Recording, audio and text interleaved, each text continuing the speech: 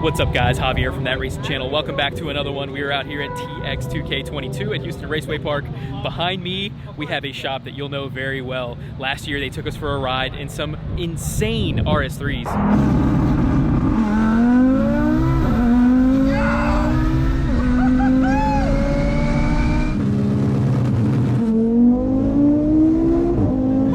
Are you not entertained? And of course, we had to come back and say what's up to Hank. They came out this time with some V10s. These are making considerably more horsepower, probably somewhere in the 17 to 2,000 range. So we'll get the full rundown, but we're about to go for a rip. Let's see what these things are all about.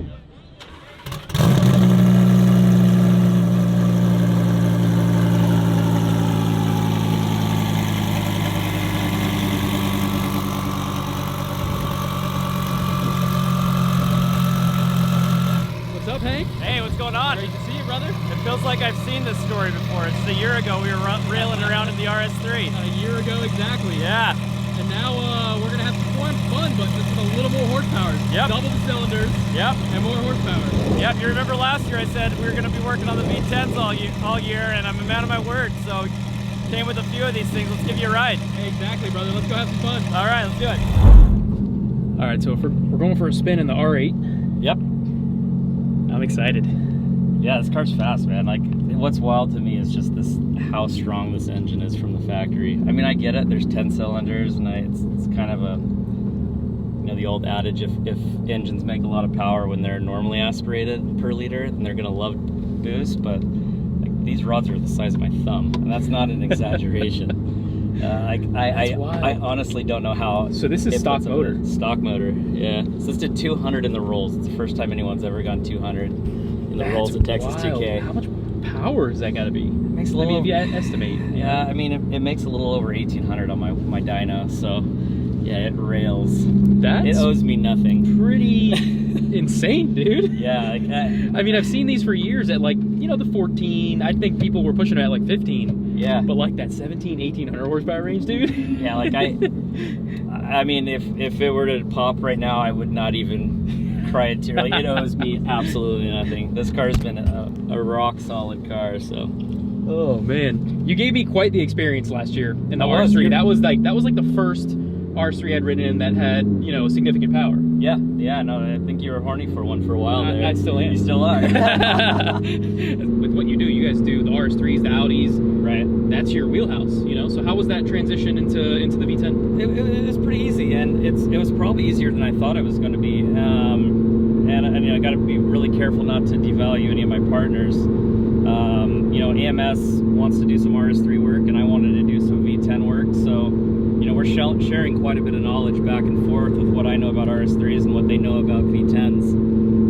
Love to hear that. So man. Yeah, I mean, we're different regions. We don't really cross-contaminate each other at all. We save a bunch of time and a bunch of money in R&D, and we both kind of get what we want. Yeah, so. You both get ahead. I mean, that honestly moves the industry. It does. Yeah. So it's awesome for the end user and the clients, because they get a package that, you know, has twice as many people looking over it and whatnot, and two different facilities, and you can validate in the hot and the cold and the elevation and the sea level and all that. So I wish we would have done it earlier. I mean, I wish we could have done it a few years ago. All right, ready? Oh yeah.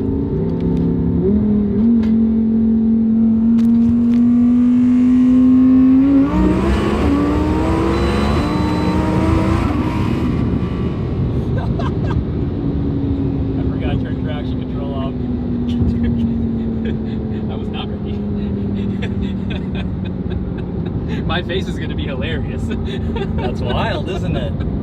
I was not ready for that. Wow. Yeah. Oh, man. Yeah, these things are... How is this thing stock motor? I know. I brought a bore scope with me to the track, just in case, like, we did end up going stupid fast, and people were like, there's no way. I've heard rumors all over the internet, like, oh, it's a built engine. First of all, you'd be so stupid to do that, because then everybody would be like, I'm not building an engine. Because Hank can do it with a stock engine. Sure, you shoot yourself in the foot. You shoot yourself in the foot, yeah. And then if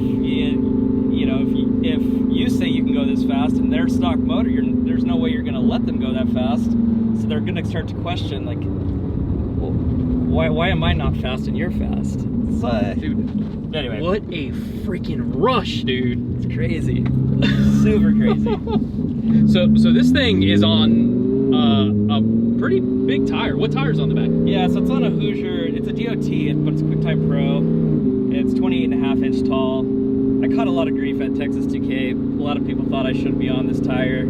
I don't really think, we had a car crash, which, you know, really sucked, but I don't really think it's a tire. I mean, I've probably made 50, 60 hits on this tire, both on the street and the track, and, you know, it's a handful. Yeah. You gotta, like, understand a bias supply, and you gotta understand that there's a really big engine behind you. Oh, for sure. I mean, it went, right? Don't get me did. wrong. It was a little bit of sway, right? Yeah, it was, but you just kind of eased into it, and it felt good. yeah. And holy shit, this thing flies, dude. Yeah, I mean, What power setting is it on right now? This is what I did 200 in right now. Jesus. Yeah. But It is. I thought you were gonna have it turned down. And Ready? here we go.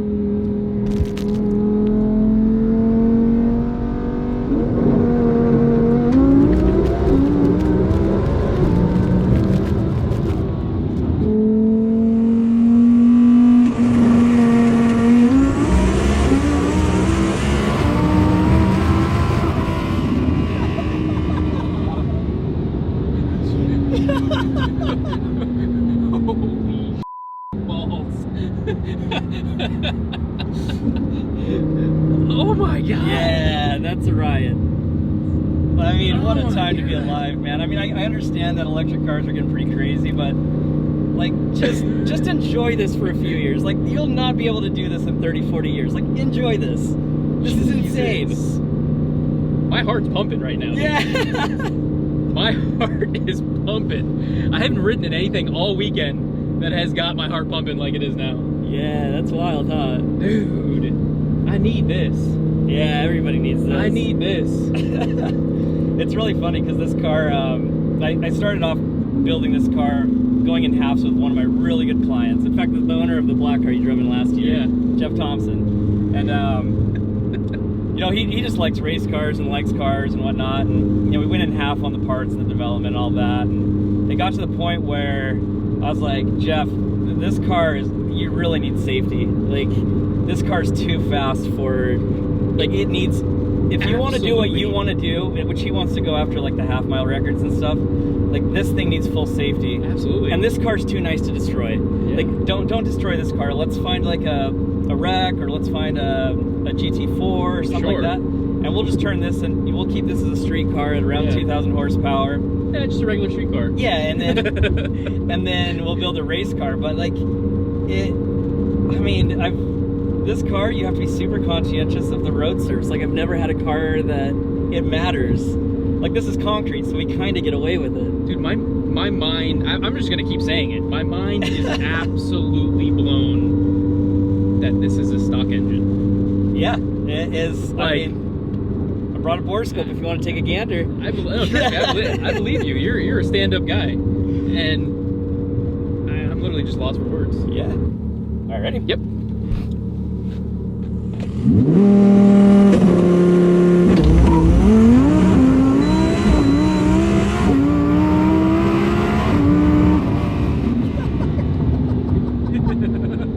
This thing is a freaking blast, dude.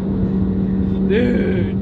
Yeah, that's fun. Dude, it kicks you in the back on those, like, first couple shifts, man. Yeah. It shifts really nice. It does. I mean, it's we kind of have the shift points dialed in for the track, so short shifted one of those, but it still has a 5.2 liter with a couple of turbos behind it, so it does just fine. What's done to the trans? It's a fully built Datsun transmission. So Okay. like, the cost for these cars, like, you're like, oh cool, I don't have to build the engine. You got to build the transmission. Yeah, oh yeah, it's for sure. really expensive. I think we're charging like 55 grand for a transmission of this spec. But so. this is the bee's knees. Like, this Yeah, is, there's as nothing good as it gets, or this is as good as it gets. So yeah, we're gonna do one more lunch, so that's soft. you don't gotta twist my arm for that one. I always have the most fun hanging out with you, Hank. Yeah, no one's Good. ever accused me of not being fun. Ever.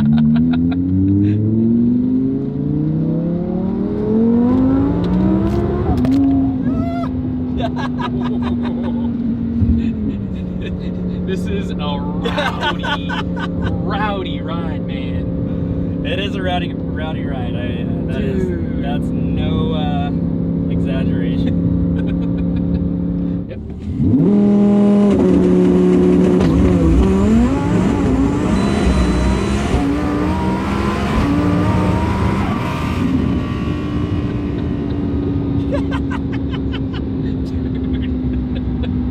Did you turn it up that fast? I did. I mean, it's still just like riding the traction control limit. Oh my god. My head was pinned. Pinned, dude. Oh my god, dude. This thing does it all. It's a super fun platform, man. This thing does it all. Yeah, it's just one of the biggest things that I notice compared to like the RS3 or just a lot of the stuff that I ride in is like the amount of torque these things make. Yeah. It's just instant. Yeah. And then what size turbos are on this? This is on 67s only. So it's some new turbos we're working on with Zona Rotor. But we kind of like built these turbos with the stock engine in mind. Like how could we make like the lowest back pressure, the highest efficiency. These don't run a lot of boost. I mean, it's like 22 pounds of boost. We went 200 mile an hour. It's a big engine that flows well. So like we kind of went through with a ground up. It's not like the traditional 7-blade that you know, we've used in the past with Zona Rotor. It's like it's built for this car and it's super efficient. And you know, we're doing stuff with 67 millimeters that people aren't doing with 76s and 72s. So. Oh yeah, sure. I mean, those aren't big turbos. No. But dude, I think it feels like it works really well because the power just comes on instant and then it literally just freight trains. That it does. Best of both worlds, man. So cool. It's too bad it's on drag radials right now, or on slicks, because one of the cool products that we have for this is a controller for the center diff, to where you can just like really turn down the rear bias to where, or the front bias to where this thing's like almost rear wheel drive. Yeah. Or rear wheel drive. It's kind of useless for rear wheel drive, but you can make it to where you can slide around and like hoon around with it. It's pretty fun. I think I've seen you hoon in this car. I have, yeah.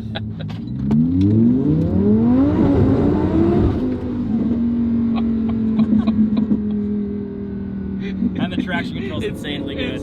Yeah, I can tell. I can tell, man. It's so unbelievably violent in the best of ways. Honestly, dude, I can't thank you enough, man. Yeah, that's right, man. Thanks for grabbing me. It's always a blast, dude. Guys, one of these days I'm going to take you up on your offer to come out to Vegas and shoot with my Quattro, though. When's that happening? Like tomorrow. We're gonna go straight from Texas. We're gonna follow you home. Just give me some heads up. What's the rundown on? Give the fans an idea of what we're gonna come do later this year. So now we're on the hook and we have to come. Yeah, I mean the Audi Quattro's fun. I mean it's not like this fast. It's just old and clunky, and it's just like droopy sounds, and it's just awesome. If we're gonna have to plug a clip or a picture or something here as a teaser, because that's all of the TRC team. That's been one of our dream cars to somehow feature, and Hank's got one, you know. Yeah, it's fun. It's 900 wheel horsepower. Yeah. It's just a manual, nothing fancy, but I don't know. It seems like analog, you know. Yeah, it just seems like people like my age get real nerded out by like these old droopy rally cars. So they sound amazing. It's got a cool It's got the same engine that's in these TTRSs. Yeah. So it's the modern 5-cylinder, makes 900 wheel horsepower, like modern variable valve timing and all that, but it's still got like that old box flare look. Yeah, so man. Let's get it done, man.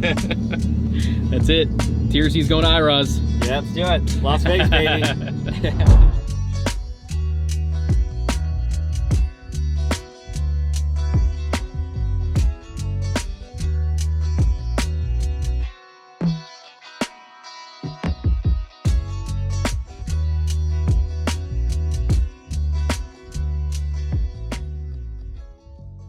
Hi, I'm Hank IROZ from IROZ Motorsport. We're here at Texas 2K, but we're out here with a bunch of Audis this year. This car behind us went 200 mile an hour with the stock engine for the first time at Texas 2K.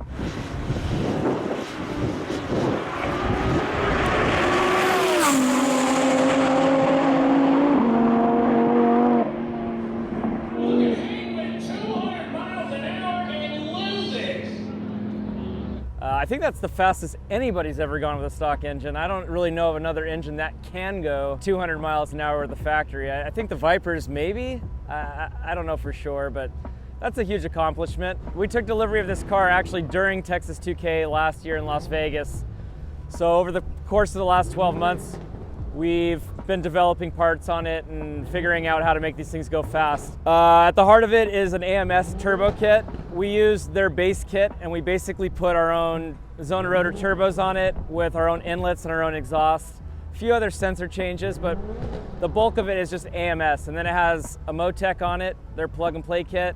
AMS is helping us significantly with the calibration on that. We're doing a lot of the TCU, and AMS is supporting some of the TCUs on some of the race cars as well. This car behind me makes a little over 1,800 wheel horsepower on our main line. It was the first car to go sevens. It went 795 at 180 miles an hour.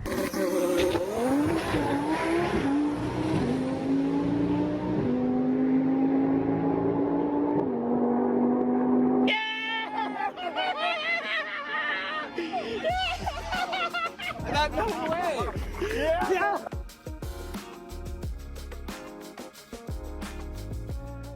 It was the first one to do it with the factory engine. And at the time, it was the second fastest in the world, which is pretty crazy that we did that with, 8 months under our belt. So it means we have good partners that want to support us, and we know this engine pretty well just based off our 5-cylinder work. We went for a ride in the car. It was a lot of fun. That's like half the fun part of building cars, is just bringing joy to other people. I tell people that all the time. And probably a lot of the reason we're fairly successful is I just love seeing people happy. I love seeing those shit-eating grins on people's faces. There's just not a whole lot that's better than that. That's why I like being at the finals, like being at the line, like watching people run back happy as hell, all the work that they've put in. There's just not a lot of better feelings on earth than that. So it was a lot of fun taking them for a ride in the car, and we ate all 1,800 horsepower on the street. It was fun. We launched it a couple of times. It's got great traction control, so it doesn't really matter the surface. It's going to give it its best effort. People always ask why we push stock motors and stock motor records, but that's just a way of really showing that we understand the engine, we understand how to push something to the limit, so we know how much to back it back off. We don't really want to send cars out on the edge. We want to have some margin. So it was good to get a little bit more data on what we can do with our program. It's fun doing this interview because last year we talked about how we wanted to get into these V10s the following year, which would have been this year that we've had passed, and it's pretty much gone how we planned. We've made up a lot of ground in the last year. We were the first ones to go sevens with the factory engine, and we've really ramped up that program. So while we're disappointed that we didn't achieve all of our goals here at Texas 2K, it's kind of cool to see that over 12 months we've been able to put ourselves in a good position to be a big market share of this market. Yeah, one thing that we learned this Texas 2K is that these cars are getting super fast. We lost one car to an accident. It gave me a lot to think about, just how fast these cars are getting and safety equipment. Fortunately, we had proper roll bars in the car and full harnesses and Hans and gloves and race suits, and we gave him the best shot at coming out unscathed. And he did. He walked away with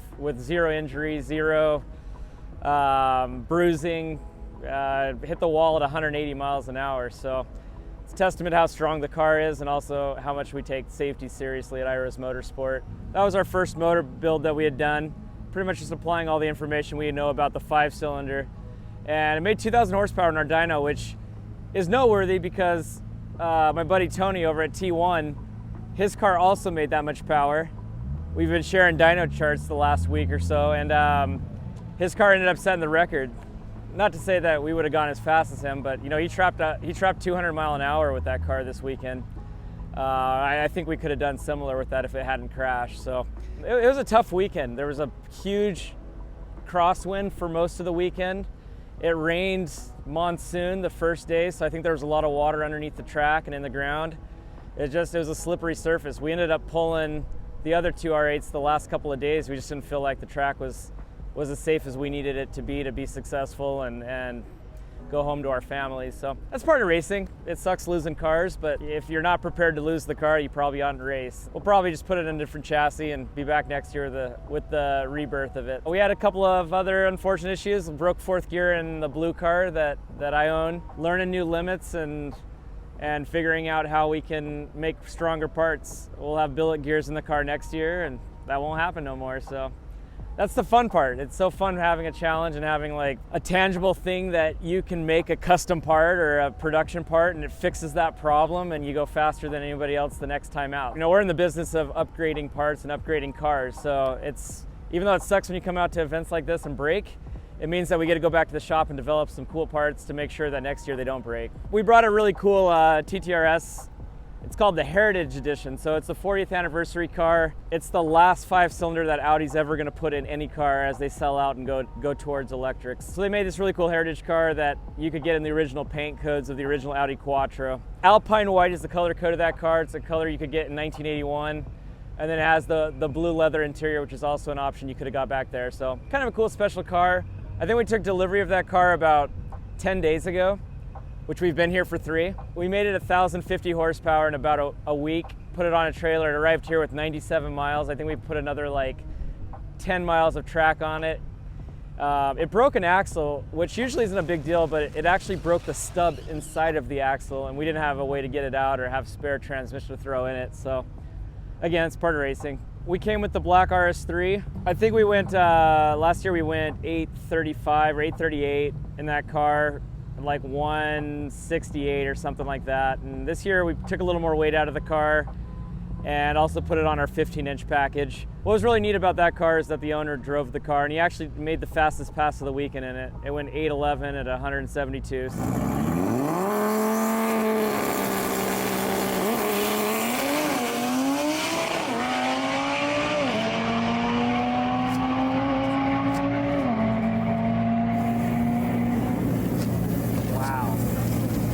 We battled this fuel pump all weekend long. The lift pump wouldn't fill up the surge, and so it'd run out of fuel 300-400 feet down the track. So what was cool is we were able to really dial in the 60 foot and figure out how to get the thing to get out of the hole, and we had our best 60 foots we've ever had with that car. So yeah, I'm pretty confident next time we see you that car will have gone 7s. I think that thing has a 770, 780 in it pretty easily. So we'll take it back to Vegas and test it across the street. We're not really a low-end shop with the RS3s. We like building really fast cars, and that's what we'll do with the R8s as well. We'll leave the bolt-on stuff for other people, and we'll build monsters at IROZ Motorsport like we do with the RS3s. So that's our plan. We plan on coming back next year for the final year with a fleet of R8s and making a lot of fast cars. And we're gonna build one for everybody here, so, right? That's it. You have it on videos. Yeah. Hey, last year I called out Dan's bitch ass to a race, and he like sold the car, didn't he? That's why he sold it. Yeah, he didn't want none of the smoke.